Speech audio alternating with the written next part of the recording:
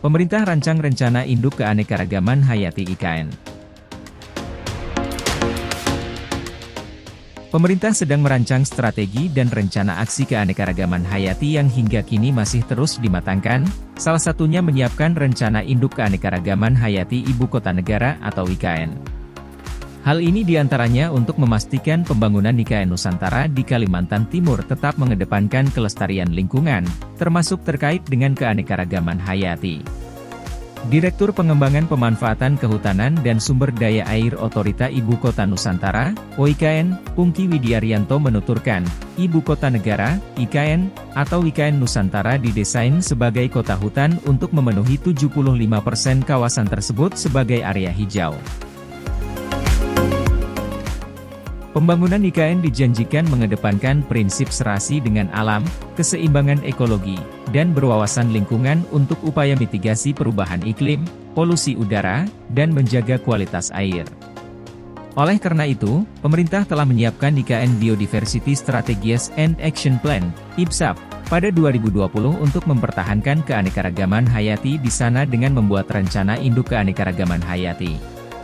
Selain itu, Instruksi Presiden, Inpres, Nomor 1 Tahun 2023 tentang pengarusutamaan keanekaragaman hayati dalam pembangunan berkelanjutan mengharuskan pemerintah, baik pusat maupun daerah, untuk menyusun rencana induk tersebut.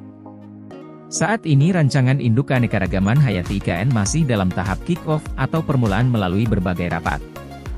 Kemudian, proses selanjutnya ialah pengumpulan data dan analisis, konsultasi publik, penyesuaian dan analisis lanjutan, konsultasi publik kembali, dan penyusunan dokumen final, kata Pungki saat memaparkan soal IBSAP dalam workshop keanekaragaman hayati Ibu Kota Nusantara di Jakarta Pusat, Senin, 22 Mei 2023. Lebih lanjut, rencana induk keanekaragaman hayati IKN mencakup beberapa elemen, yaitu pengenalan dan pendahuluan terkait kondisi keanekaragaman hayati Indonesia secara umum dan konteksnya dalam pengembangan IKN secara khusus. Kemudian, pemeriksaan kebijakan dan komitmen negara terhadap keanekaragaman hayati, baik di tingkat nasional maupun internasional.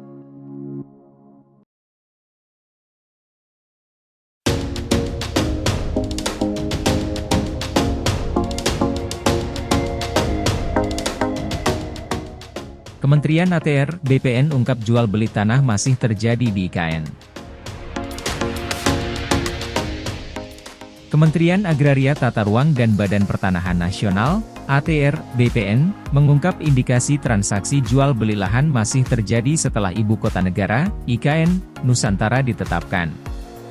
Melihat indikasi tersebut, Kementerian segera menerbitkan edaran baru terkait pertanahan di kawasan IKN Nusantara. Ada indikasi transaksi jual beli lahan masih dilakukan setelah IKN Nusantara ditetapkan, ujar Wakil Menteri ATR, BPN Raja Juli Antoni melalui keterangan pers tertulis yang diterima di Penajam seperti dikutip dari Antara, Senin 22 Mei. Edaran tersebut juga sesuai instruksi Presiden Joko Widodo, Jokowi. Presiden minta tidak ada lagi transaksi jual beli terkait tanah di kawasan IKN Nusantara, tambahnya.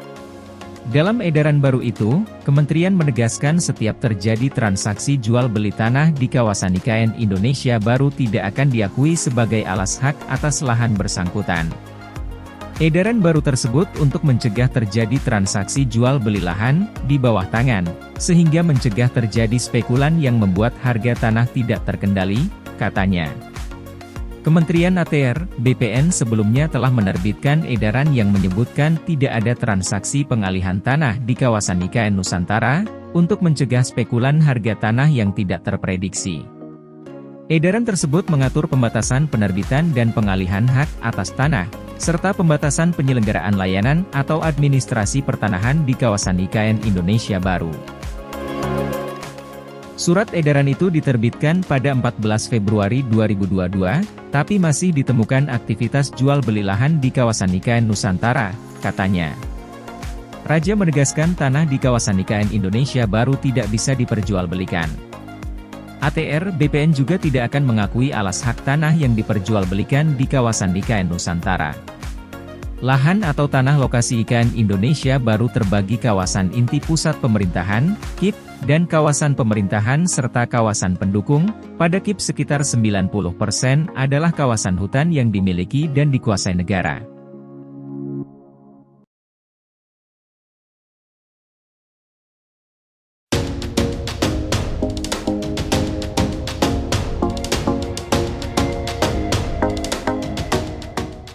Jokowi rayu Inggris dan Jepang investasi di IKN.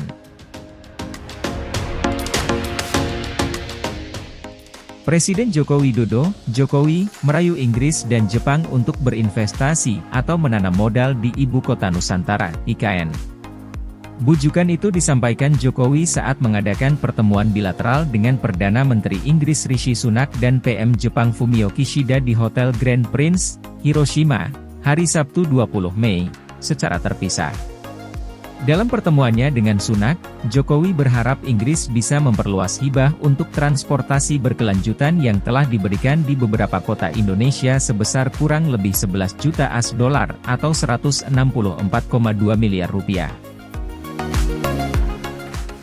Saya harap bisa diperluas ke kota lain, termasuk Ibu Kota Nusantara, kata Jokowi dalam keterangan resmi, Sabtu 20 Mei.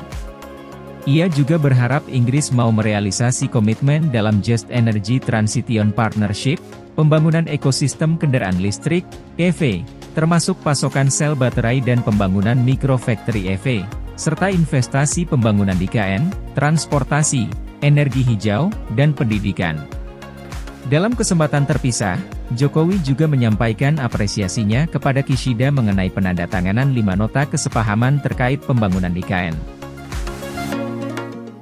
Terkait pembangunan IKN, saya menyambut baik penandatanganan 5 nota kesepahaman dengan JICA, JIK, JODE, JIBAUR, ucap Jokowi. Di samping itu, Jokowi turut mendorong percepatan realisasi komitmen Jepang sebesar 500 juta AS dolar untuk teknologi rendah karbon dan percepatan penghentian pembangkit listrik tenaga uap, PLTU. Ia juga meminta implementasi kesepakatan bisnis oleh PLN, Pupuk Indonesia, Pertamina, dengan mitra Jepang sebagai upaya mencapai net zero emission. Jokowi menghadiri konferensi tingkat tinggi, KTT, G7 di Hiroshima, Jepang, yang dimulai sejak 19 hingga 21 Mei 2023. Jokowi hadir setelah diundang langsung oleh Kishida. Dalam acara tersebut, Jokowi melakukan sejumlah pertemuan bilateral dengan para pemimpin negara sahabat, termasuk dengan Jepang dan Inggris. Pertemuan itu membahas mulai dari kerja sama perdagangan dan pariwisata, investasi, hingga situasi di Myanmar.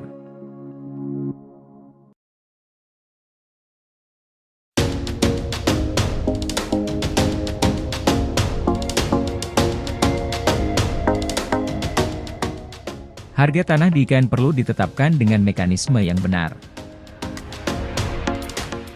Menteri Koordinator Bidang Kemaritiman dan Investasi, Menko Marves, yang juga Ketua Satgas Percepatan Investasi di Ibu Kota Nusantara, IKN, Luhut Binsar Panjaitan mengatakan, masalah pertanahan di IKN paling mendesak diselesaikan dalam waktu dekat.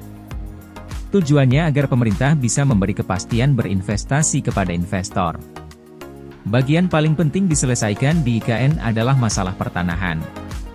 Termasuk, di dalamnya adalah soal harga tanah yang perlu ditetapkan dengan mekanisme yang benar melalui appraisal, ujar Luhut dilansir dari siaran pers Otorita IKN, Jumat, 19 Mei 2023. Pada Rabu, 17 Mei 2023, Luhut memeriksa langsung kemajuan pembangunan di IKN secara langsung. Diketahui, Luhut ditunjuk menjadi Ketua Satgas Percepatan Investasi IKN. Luhut ingin memastikan pembangunan infrastruktur prioritas di IKN sudah berjalan sesuai target pemerintah. Ia juga memastikan ke depannya akan melakukan pemeriksaan pembangunan IKN secara berkala. Satgas akan berperan mengkoordinasikan lintas kementerian, lembaga, sesuai dengan peran Kementerian Koordinator Bidang Kemaritiman dan Investasi. Kami akan mengecek kemajuan lapangan secara berkala, katanya. Sebelumnya, Presiden Joko Widodo, Jokowi, memang menunjuk Luhut Binsar Panjaitan sebagai Ketua Tim Task Force, Satuan Tugas, Percepatan Investasi di IKN. Hal tersebut disampaikan Kepala Otorita IKN, Bambang Susantono usai rapat terbatas bersama Presiden Jokowi dan menteri-menteri terkait di Istana Kepresidenan, Jakarta, Senin, 15 Mei 2023. Dibentuk juga satu tim task force khusus yang diketuai oleh Bapak Menko Marves, Bapak Luhut, ujar Bambang. Nantinya, tugas utama Luhut adalah mengkoordinasikan antar departemen dan semua lembaga terkait sehingga proses percepatan investasi di IKN ini dapat berjalan dengan lebih baik dan efisien.